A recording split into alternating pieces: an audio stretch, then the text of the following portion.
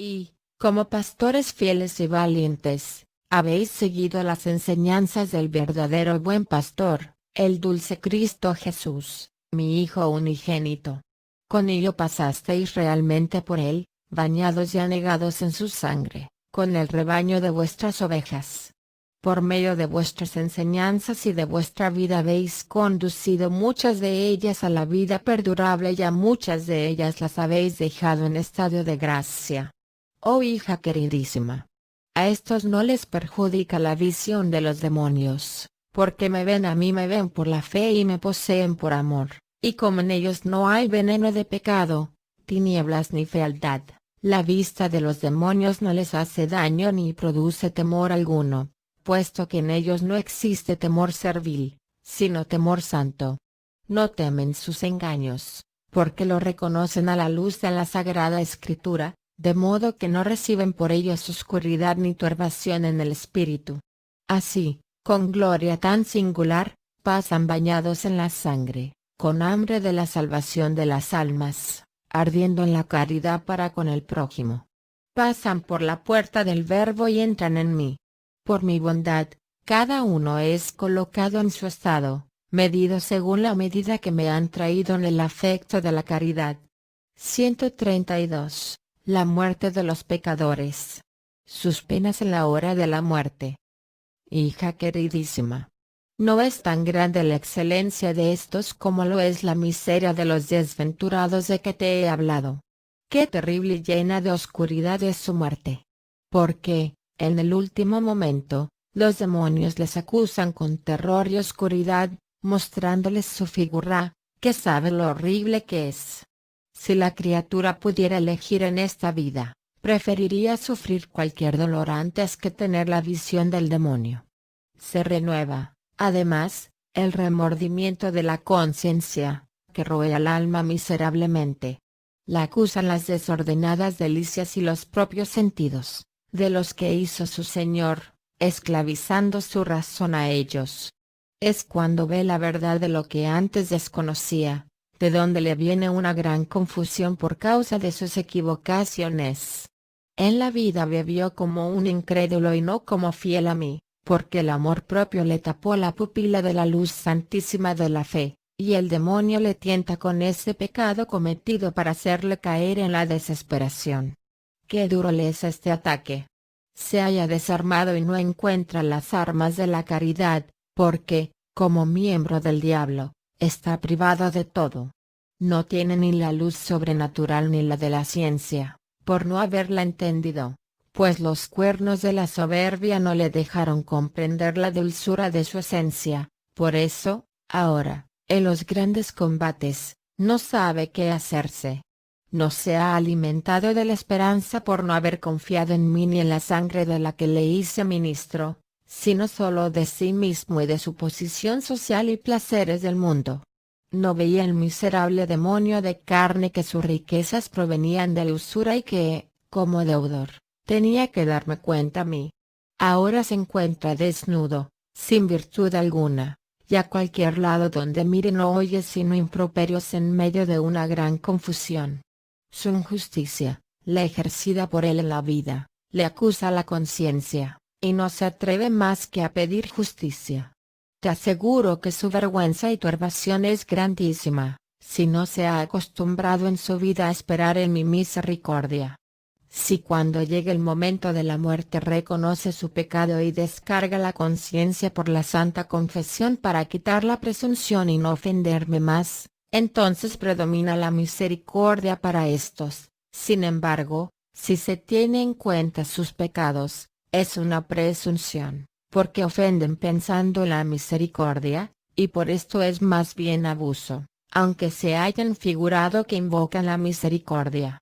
Invocándola de verdad pueden recobrar la esperanza, si quieren, pues si no fuese por esto, nadie habría que no desesperase, y por la desesperación llegaría la eterna condenación. Esto obliga a mi misericordia a hacerles confiar, si bien no la concedo para que me ofendan con esa confianza, sino para que aumenten en caridad y en la consideración de mi bondad. Pero ellos la utilizan para lo contrario, porque me ofenden con su confianza en mi misericordia. A pesar de todo, les mantengo en la esperanza de la misericordia a fin de que en el momento de la muerte tengan a qué agarrarse, no desfallezcan en la reprensión y no lleguen a la desesperación. Más desagradable que todos los pecados cometidos me es, y a ellos les causa más daño, este último pecado de la desesperación. Se perjudican más y me es más desagradable, porque los otros pecados que cometen los hacen con algún deleite de los propios sentidos y de ellos se arrepienten algunas veces. A tanto puede llegar su arrepentimiento, que reciben misericordia. Pero al pecado de la desesperación no son inducidos por la fragilidad, sino por no encontrar deleite alguno ni otra cosa que una pena intolerable. Por ella desprecian mi misericordia al considerar mayor su pecado que mi misericordia y mi bondad. Por lo que, caídos en este pecado, no se arrepienten ni tienen dolor verdadero por mi ofensa, como deberían tenerlo. Se duelen de su daño, pero no de la ofensa hecha a mí, y de este modo reciben la eterna condenación. ¿Ves, pues, que solo este pecado les lleva al infierno, donde son atormentados por este y otros pecados cometidos? Si se hubieran dolido y arrepentido de la ofensa hecha a mí y hubieran esperado en mi misericordia, la habrían hallado. Como, sin comparación alguna, es mayor mi misericordia que todos los pecados que puede cometer una criatura, por eso me desagrada que den más importancia a sus pecados, y este es el pecado que no es perdonado ni aquí ni ahí. Como en el momento de la muerte, luego de haber pasado su vida en ofensas, me desagrada sobremanera la desesperación y quisiera que se agarrasen a mi misericordia. Por esto en la vida uso con ellos la estratagema de hacerles confiar ampliamente en mi misericordia, pues cuando interiormente se hayan fortalecidos con ella, al llegar la muerte, no son tan inclinados a abandonar la causa de las graves acusaciones que contra ellos oyen, como harían si no estuvieran interiormente fortalecidos. Todo esto lo produce el fuego y la profundidad de mi caridad. Pero como han usado las tinieblas del amor propio, de donde ha nacido todo pecado, no han conocido de veras mi caridad, y, consiguientemente, se les ha imputado más a su gran presunción que a su defecto la dulzura de la misericordia. Esta es otra acusación que les hace la conciencia en presencia de los demonios, reprochándoles que el tiempo y la amplitud de la misericordia en que confiaban debieran haber sido empleados en aumentar la caridad y amor a la virtud y en gastar virtuosamente lo que por amor les di, mientras ellos me ofenden miserablemente con ese tiempo y la excesiva confianza en la misericordia. Oh ciego y más que ciego. Enterrabas la margarita y el talento que os puse en las manos para que tuvierais ganancias con él, y, como presuntuoso, no quisiste hacer mi voluntad, antes bien lo escondiste bajo la tierra del amor propio desordenado para con vosotros mismos. Ahora te daré el frutos de muerte. Miserable de ti. Qué grande es la pena que recibes en este último momento. Tus miserias no te son desconocidas, y por eso el gusano de la conciencia no duerme ahora, antes bien te roe. Los demonios te gritan y dan el premio que suelen dar a sus servidores, confusión y reproche. Y para que en el momento de la muerte no te escapes de sus manos, quieren que llegues a la desesperación, y con ese fin te producen turbación, para que después, junto con ellos, te den de lo que ellos tienen. Oh miserable. La dignidad en que te coloqué se te presenta resplandeciente, tal como es, para tu vergüenza, sabiendo que tú la has tenido y usado en las tenebrosidades del pecado. De los bienes de la Santa Iglesia que puse ante ti eres deudor y ladrón, de ellos debiste dar lo debido a los pobres y a la Santa Iglesia. Ahora tu conciencia te lo representa y como los has gastado con meretrices públicas y con ellos has alimentado a los hijos, enriquecido a los parientes, te los has comido y con ellos has adornado la casa y comprado vajilla de plata, cuando debías vivir en pobreza voluntaria. ante tu conciencia se presenta el oficio divino, que abandonaste, sin preocuparte de que cometías un pecado mortal, y, si lo recitabas con la boca, el corazón se hallaba lejos de mí. En cuanto a tus súbditos, es decir, en cuanto a la caridad y hambre que acerca de ellos debiste tener, alimentándolos en la virtud, dándoles ejemplo de vida y el misericordioso castigo, o el duro de la justicia, tú hiciste lo contrario, y te reprocha la conciencia ante la espantosa presencia de los demonios. Y si tú, prelado, has dado a cargos o cura de almas a algún súbdito con injusticia, es decir, que no has mirado ni a quién ni cómo se los has dado, esto se te pone ante tu conciencia, porque los debiste dar no en razón de palabras aduladoras, ni por agradar a las criaturas, ni por regalos, sino en atención a la virtud, por honor mío y por la salvación de las almas. Como no lo has hecho, eres acusado, y para mayor confusión tienes delante la conciencia y la luz de la inteligencia a propósito de lo que debiste hacer y de lo que debiste evitar y lo has omitido. Quiero que sepas, queridísima hija, que lo blanco se ve, al lado de lo negro, y viceversa, mejor que no cuando ambos colores se hallan separados. Así ocurre a estos miserables en particular, y en general a todos, porque la muerte, cuando el alma comience a ver mejor sus desgracias y el justo su bienaventuranza, a estos desgraciados se los representa su vida de pecado. No necesitan que otros se la pongan delante, puesto que la conciencia lo hace tanto con los pecados cometidos como con las virtudes que debieron practicar. ¿Por qué las virtudes? Para mayor vergüenza suya, porque, estando la virtud al lado del vicio, se reconoce mejor el pecado, y cuanto más lo conocen, mayor vergüenza padecen. Por sus pecados conocen mejor la perfección de las virtudes, de donde les viene mayor dolor al ver que en su vida han estado alejados de la virtud. Quiero que sepas que en el conocimiento que tienen del vicio ven con perfección el bien que se seguirá al hombre virtuoso y los sufrimientos que vendrán al que ha permanecido en las tinieblas del pecado mortal. Les doy este conocimiento no para que lleguen a la desesperación, sino al perfecto conocimiento de sí y la vergüenza de su pecado, pero con esperanza, a fin de que con la vergüenza y el conocimiento expíen sus pecados y aplaquen mi ira, pidiendo humildemente la misericordia. El virtuoso acrecienta por ello su gozo y conocimiento de mi caridad, porque a la gracia atribuye haber seguido la virtud y caminado por la doctrina de mi verdad, debiéndolo a mí y no a sí mismo, por eso se alegra en mí.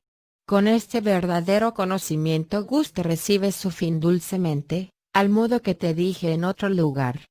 Así como el uno se llena de gozo, o sea, el justo, que ha vivido en ardentísima caridad, el oscuro pecador se llena de penosa confusión. Al justo no le hacen daño las tinieblas ni la visión del demonio, ni teme, porque solo es el pecador quien teme y sale perjudicado. Los que han llevado su vida con lascivia y muchas maldades tienen sufrimientos y temor ante la presencia de los demonios. No reciben el mal de la desesperación si no quieren, pero sí el reproche y la reavivación de la conciencia, miedo y temor en su horrible presencia. Ahora ves cuán diferente es, carísima hija, el sufrimiento y el combate de la muerte en unos y en otros y cuán diferente es su fin. A los ojos de tu entendimiento he explicado y presentado una partecita muy pequeña.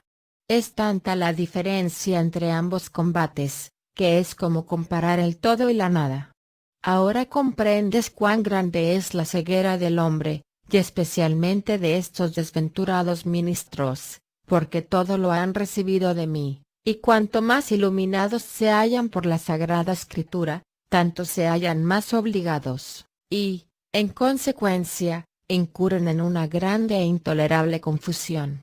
Como lo conocieron mejor en la vida por la Sagrada Escritura, en la muerte conocen mejor los pecados cometidos y son puestos en mayores tormentos que los demás, mientras que los buenos son colocados en más alta dignidad. Les ocurre lo que al mal cristiano, que tiene en el infierno mayor tormento que un pagano, porque tuvo la luz de la fe y renunció a ella, mientras que el otro no la tuvo. De igual modo, estos ministros tendrán mayor castigo por la misma culpa que los demás cristianos, a causa del ministerio que les otorgué cuando los puse para que administrasen el Santo Sacramento, y porque tuvieron la luz de la ciencia para poder discernir la verdad en beneficio suyo y de los demás, si hubiesen querido, y por esta razón reciben con justicia mayores castigos. Sin embargo, estos miserables no se dan cuenta de que, si hubieran tenido un mínimo de consideración a su estado, no se verían en tantos males, sino que serían lo que deben ser y no son. Más bien están todos corrompidos, obrando peor que los seglares de su clase, por lo que manchan la faz de su alma con sus pestilencias, corrompen a sus súbditos y chupan la sangre de mi esposa, es decir, de la Santa Iglesia. Con sus pecados la hacen palidecer, esto es, que el amor y afecto que deben tener a esta esposa lo han puesto en sí mismos, y no buscan sino arruinarla y conseguir prelaturas y grandes réditos, cuando deberían buscar las almas. Por su mala vida llegan los seglares a la falta de reverencia y obediencia a la Santa Iglesia, si bien ellos no deberían obrar así, ni pueden disculparse con los pecados de sus ministros. Recapitulación y nueva invitación al llanto. 133, resumen de lo anterior. Dios prohíbe en absoluto que los seglares pongan las manos en los sacerdotes. Invitación a llorar por esos infelices sacerdotes. Te podría hablar de más pecados, pero no quiero atormentar tus oídos. Te he contado esto para satisfacer tus deseos y para que seas más solícita en presentar ante mí, por ellos, dulces y amorosos deseos.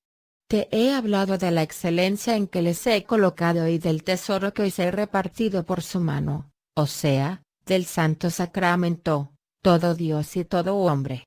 Te puse la semejanza del sol para que vieses que por sus defectos no se mengua la eficacia de este sacramento, y, por lo mismo, no quiero que disminuya la reverencia a mis ministros. Te he mostrado la excelencia de los virtuosos, en los que reluce la margarita de la virtud y de la santa justicia. Te he manifestado cuánto me desagrada la ofensa que cometen los perseguidores de la Santa Iglesia y la irreverencia que tienen a la sangre, pues considero su persecución como hecha a la sangre y no a ellos, porque tengo prohibido que toquen a mis Cristos. Te acabo de explicar su vituperable conducta, cuán miserablemente viven, y cuánta pena y confusión tienen en la muerte, y cuán cruelmente son torturados más que los demás después de ella. He cumplido lo que te había prometido, es decir, hablarte algo de su vida, y así he satisfecho tu petición. Te repito ahora que, a pesar de todos sus pecados y aunque tuvieran más, no quiero que seglar alguno se meta con autoridad a castigarlos. Si lo hacen, no quedará sin castigo su culpa, a no ser que la expíen con la contrición de corazón y con la enmienda de sus pecados. Tanto unos como otros son demonios con carne, y, por la divina justicia, un demonio castiga al otro, y pecan tanto uno como el otro. El seglar no se haya disculpado por el pecado de su prelado, ni el prelado por el pecado del seglar. Ahora te invito, carísima hija, a ti y a los otros servidores míos, a llorar por estos muertos y a permanecer en el jardín de la Santa Iglesia, a alimentaros con el santo deseo y continuadas oraciones, ofreciéndomelas por ellos, pues yo quiero hacer misericordia al mundo. No os apartéis de este alimento a causa de las injurias o prosperidad, es decir, que no quiero que mostréis soberbia, ni impaciencia, ni desordenada alegría, sino que atendáis con humildad a mi honor, a la salvación de las almas y a la reforma de la Santa Iglesia. Esto será para mí la señal de que tú y los otros me amáis de veras. Sabes que te he manifestado que quería que tú y los otros fueseis ovejas que se alimentan siempre en el jardín de la Santa Iglesia, sufriendo trabajos hasta el momento de la muerte. Si obras así, satisfaré tus deseos. Alabanza a Dios, luz y fuego. Caridad suprema. Con pudor de los deseos. Petición por el mundo y por la Iglesia. 134. Esta alma devota, alabando y bendiciendo a Dios, ora por la Santa Iglesia. Entonces, aquel alma, como ebria, angustiada y ardiendo de amor, herido su corazón por una gran amargura, se volvió a la suma y eterna bondad, diciendo: Oh Dios eterno, luz sobre toda luz, de quien procede toda iluminación. Oh fuego sobre todo fuego, que eres el único fuego que arde y no se acaba. Consume todo pecado y amor propio que se halle en mi alma. No la consumas aflictivamente, sino hazla crecer con insaciable amor, pues, cuando la sacias, no se llena, sino que te desea siempre. Cuanto más te posee, más te busca, y cuanto más te busca, más te desea, y, al desearte más, más te encuentra y más gusta de ti. Sumo y eterno fuego, abismo de caridad. Oh sumo y eterno bien. ¿Quién te ha movido, Dios infinito, a iluminarme a mí, una criatura tuya, finita, con la luz de tu verdad? Tú, el mismo fuego de amor, eres la causa, porque siempre el amor es el que ha obligado y te obliga a crearnos a imagen y semejanza tuya y a hacernos misericordia, otorgando infinitas e inconmensurables gracias a tus criaturas racionales. Oh bondad sobre toda bondad. Tú solo eres sumamente bueno, y hasta nos diste al Verbo de tu unigénito Hijo para que tratara con nosotros, que somos hedor y plenitud de tinieblas. ¿Cuál fue la causa de esto? El amor, porque nos amaste antes de que existiéramos. Oh bondad y eterna grandeza. Te hiciste bajo y pequeño para hacer grande el hombre. A cualquier parte que me vuelvo, no encuentro otra cosa que el abismo y fuego de tu caridad. Y seré yo la miserable que pueda responder a las gracias y a la ardiente caridad que has manifestado y manifiestas con tan ardiente amor en particular, además de la caridad común y amor que manifiestas a las criaturas? No, sino únicamente tú, dulcísimo y amoroso Padre, serás lo que te puede agradar a ti en lugar mío, es decir, que el afecto de misma caridad te dará gracias, puesto que yo soy la que soy nada. Si dijese que era algo por mí misma, mentiría de pies a cabeza, sería mentirosa e hija del demonio, que es padre de la mentira. Pero como tú eres el que es, mi ser, toda la gracia que me has otorgado la tengo de ti y me la has dado por amor y no porque debieras hacerlo. Oh dulcísimo Padre. Cuando el género humano yacía enfermo a causa del pecado mortal, tú le enviaste el médico, el dulce y amoroso Verbo. Ahora, cuando yo yací enferma de negligencia y mucha ignorancia, tú, suavísimo y dulcísimo médico, Dios eterno, me has dado una suave medicina, dulce y amarga para que cure y me levante de mi enfermedad. Suave me es, pues con suavidad y caridad te has manifestado a mí. Me es dulce sobre toda dulzura, porque has iluminado los ojos de mi entendimiento con la luz de la santísima fe. Por esa luz, según te plugo manifestarme, conocí la gracia y excelencia que has dado al género humano, repartiendo a todo Dios y todo hombre el cuerpo místico de la Santa Iglesia, y has otorgado también la dignidad a los ministros que has puesto para que nos gobiernen.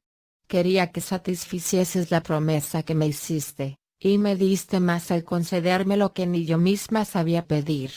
Por eso conozco que, en verdad, el corazón humano no sabe pedir ni desear tanto como tú das, y así comprendo que tú eres el que eres, infinito y eterno bien, y nosotros los que no somos. Como eres infinito y nosotros limitados, por eso concedes lo que tu criatura racional no sabe ni siquiera desear, ni el modo con que tú sabes, puedes si quieres dar gusto al alma y saciarla de cosas que no te pide, lo mismo que desconoce el modo tan suave y agradable con que has dado tus bienes. Por eso he recibido luz en tu grandeza y caridad por el amor que has manifestado a todo el género humano, y singularmente a tus ungidos, que deben ser ángeles terrestres en esta vida. Has mostrado la virtud y bienaventuranza de estos tus ungidos que han vivido como lámparas ardientes con la margarita de la justicia en la Santa Iglesia. De este modo he conocido el pecado de los de que viven miserablemente, de donde he concebido grandísimo dolor por la ofensa a ti y el perjuicio para el mundo entero, puesto que hacen daño al mundo como espejos de miseria, cuando deberían serlo de virtud. He tenido un intolerable sufrimiento porque me lo has manifestado a mí, miserable, causa e instrumento de muchos pecados, lamentándote de sus iniquidades. Tu amor inestimable lo has mostrado dándome la medicina dulce y amarga para que me levante del todo de la enfermedad de la ignorancia y de la negligencia, para que con solicitud y anhelante deseo recurra a ti conociéndome a mí y a tu bondad y para que por las ofensas que te han hecho, especialmente tus ministros, derrame yo ríos de lágrimas por mí y por estos muertos que tan miserablemente viven, atrayéndolos al conocimiento de tu infinita bondad. Por eso no quiero, fuego inefable, dilección de caridad, Padre eterno, que mi deseo se detenga nunca en el anhelo de tu honor y de la salvación de las almas, ni que mis ojos se contengan, sino que te pido, por gracia, que se conviertan en dos ríos de agua que procede de ti, mar de paz. Gracias, gracias a ti, Padre, que, satisfaciendo lo que te pregunté, me has invitado a presentar ante ti la ofrenda de dulces, amorosos y torturantes deseos con humilde y continuada oración, dándome materia para el llanto. Ahora te pido que tengas misericordia del mundo y de tu Santa Iglesia. Te ruego que des cumplimiento a lo que me haces pedir. Pobre, miserable, dolorida alma mía, razón de todo mal. No tardes en conceder misericordia al mundo, condesciende y cumple con el deseo de tus servidores. Ay de mí. Tú eres quien la obliga a clamar, por tanto, escucha su voz. Tu verdad dijo que, si clamásemos, se nos contestaría, si llamáramos, se nos abriría, si pidiésemos, se nos daría. Oh Padre eterno, tus servidores te piden misericordia, por tanto, respóndeles. Bien sé que el tener misericordia te es connatural, y por ello no puedes negarte a concederla a quien te la pide. Ellos llaman a la puerta de tu verdad porque en ella, en tu Hijo unigénito, conocen el inefable amor que tienes al hombre, por eso golpean a tu puerta. El fuego de tu caridad, pues, no puede sufrir que no abras a quien llama con perseverancia. Abre, por tanto. Corre el cerrojo y rompe los endurecidos corazones de tus criaturas. Hazlo por tu infinita bondad y por el amor a tus servidores que llaman en lugar de ellos, no por ellos, que no llaman. Concédelo, Padre eterno, pues ves que se encuentran a la puerta de tu verdad y piden. ¿Qué piden?